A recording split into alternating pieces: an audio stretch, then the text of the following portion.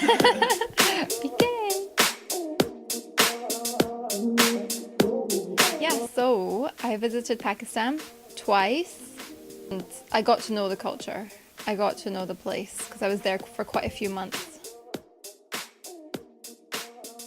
Ooh, I visited Lahore, Islamabad, Murree, Bourbon, Gujarat, Kusur.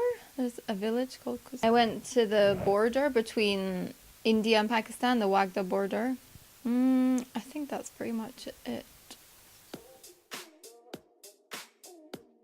I had a very nice experience. I got to see a lot of stuff. I got to see a lot of wealth and I got to see a lot of poverty as well and a lot of in between. I kind of saw, I feel like I saw everything. I saw the way they lived in villages, top hotels, how people live who are very wealthy. I feel like I saw more than I did actually in Iran, so that was interesting.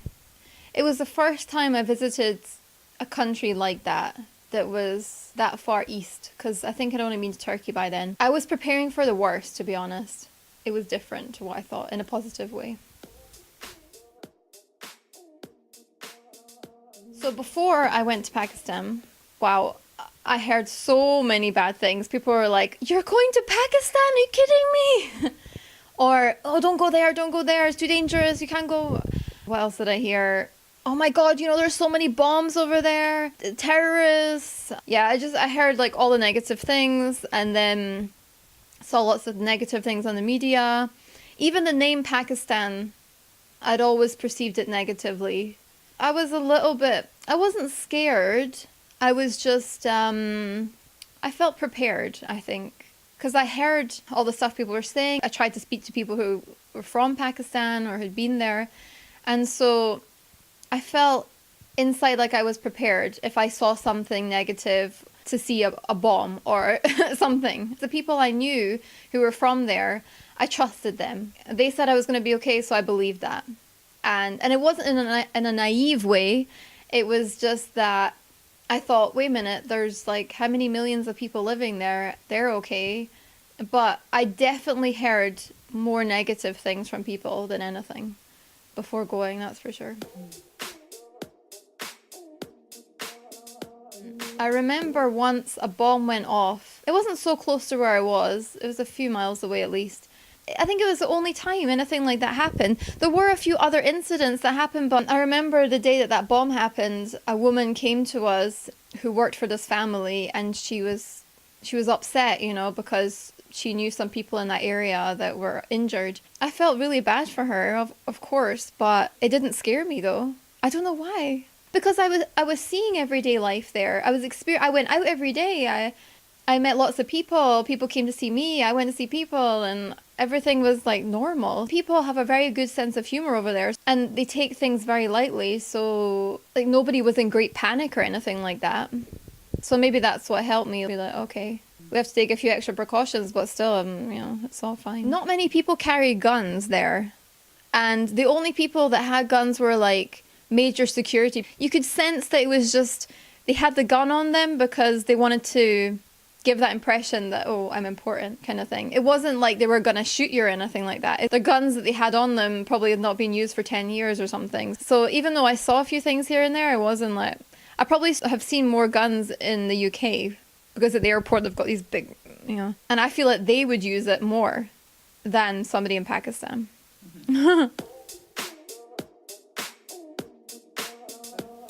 Yeah, I felt safe. Isn't that weird? I felt safe. I did.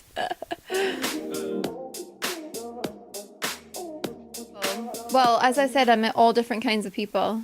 And they were so nice, quite inquisitive. And they wanted to find out where I was from, what I was all about and things. They're a little bit shy. A little bit shy compared to Iranians, because Iranians are very forward and, But Pakistani people are a little bit reserved. But once they trust you, they let you in and everything's fine. And then they're not bad to you or anything like that. They're fine. They treated me very nicely. But I could see a difference. The longer I stayed there, the more they felt like I was part of their social group, part of their family, you know. I also met children, and oh my God, they were so nice. I love the children. They're just so cute. I'd always hold them and play with them, and they're so sweet, and they were so curious about me.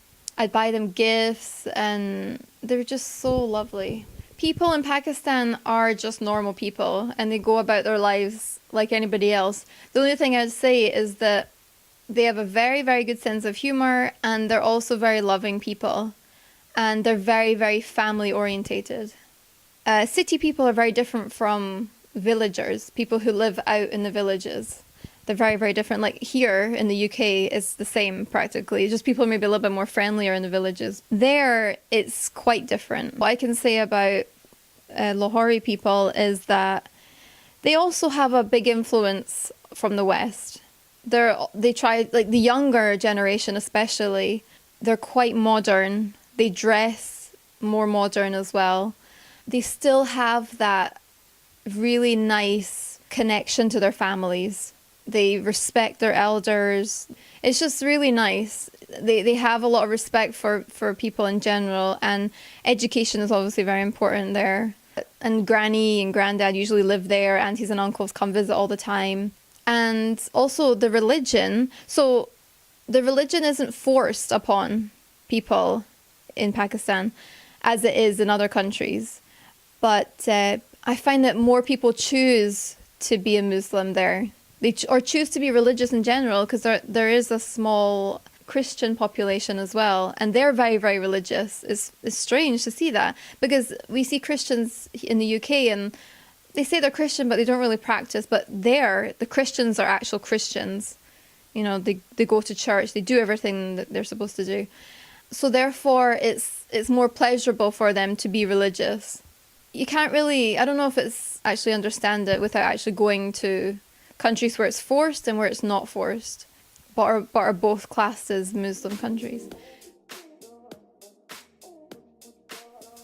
Their English is actually quite good, but because I think they've got the British history going on, so that's why I found that majority of people spoke English, and we managed, yeah. Okay. The food for me was a little bit difficult because they have very, very nice food, amazing food. But because I didn't eat meat, majority of their food, everything is based around meat in that country, and oil and rice and things like that.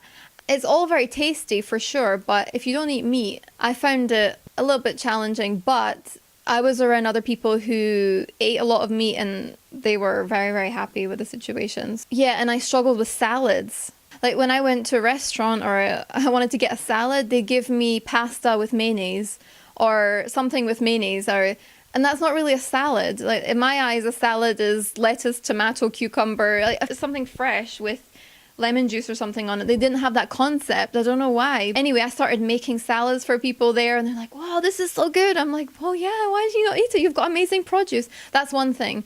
The fruits and the vegetables are out of this world. Probably the best I've tasted out of the whole world. Like really amazing. And I don't know why they don't make use of all of that, because it's so good. They just like to cook things to death. They really, really love to like cook it a lot.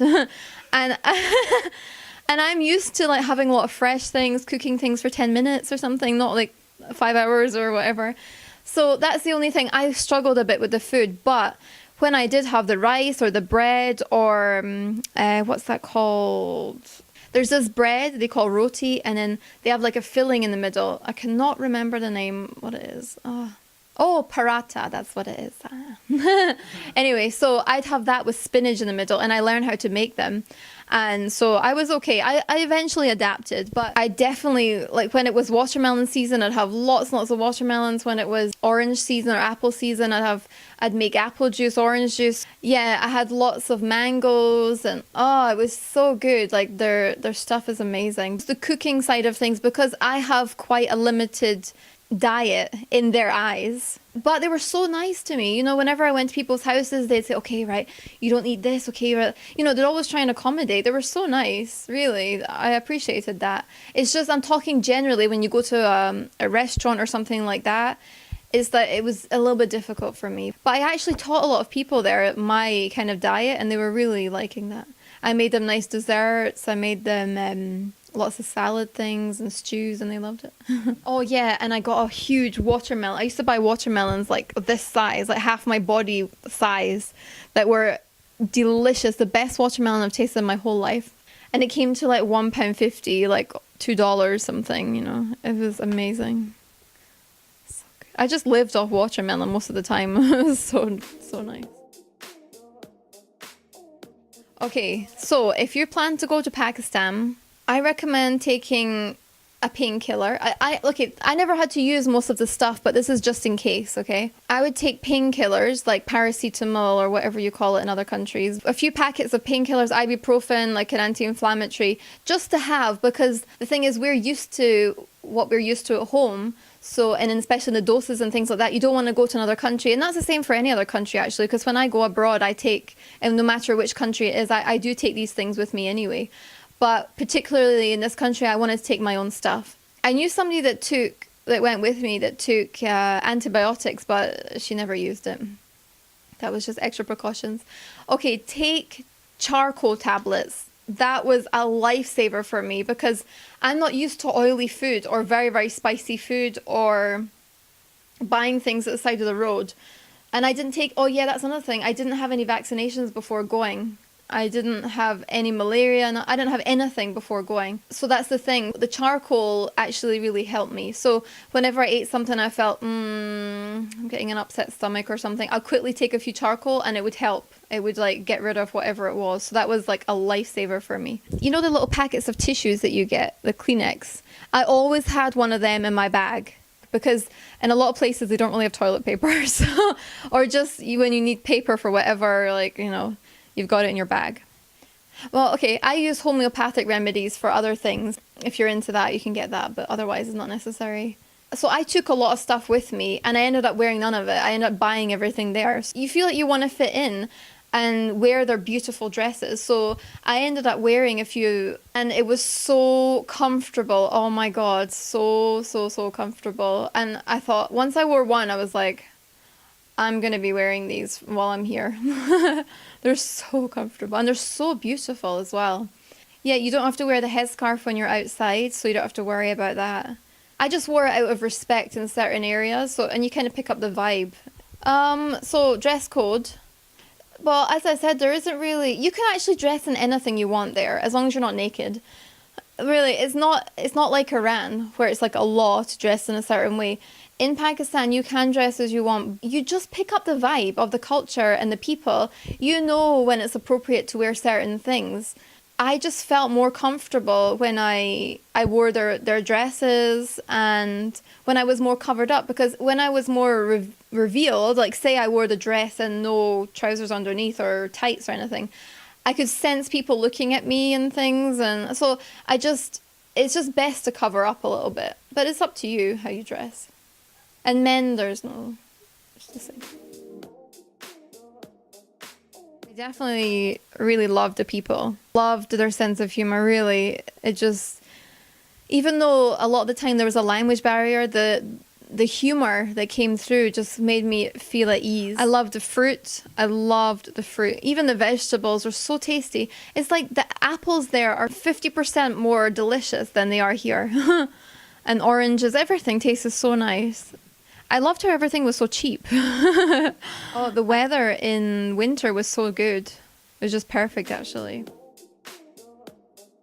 I learned that you can't judge. That was my first real experience of going somewhere and seeing something completely different. I learned at that point that you can't take the media seriously. You can't believe everything you see on the media or read. I learned that you can be happy with pretty much nothing. Because the people that were poor there were very, very poor. And they were the happiest people I've ever met in my life. They were so happy. Pakistani people are genuinely happy people. Really. I would say the more poor they were, the happier they were. Well, not the more poor they were, but as I could see that the richer ones were probably the least unhappy because they were following the West and the way we are in the UK and the US, and that was making them more unhappy because it was all singular. They don't realize their culture is so special and something to be appreciated. The culture is just, I mean, it does have its cons as well, but overall I think it's a very good thing. Keeps them together. I definitely think other people should visit, for sure, because there's a lot to see. It's a good place, and it's very interesting, and it's very, very beautiful. The further north you go as well, with the mountains near the Himalayas, it's really stunning. And actually, because not many people visit Pakistan as tourists, it's very pristine. There's a lot of untouched areas, so that's really nice to see. A lot of unexpected things, I'd say. Yeah, I just want to say that don't be scared to visit Pakistan.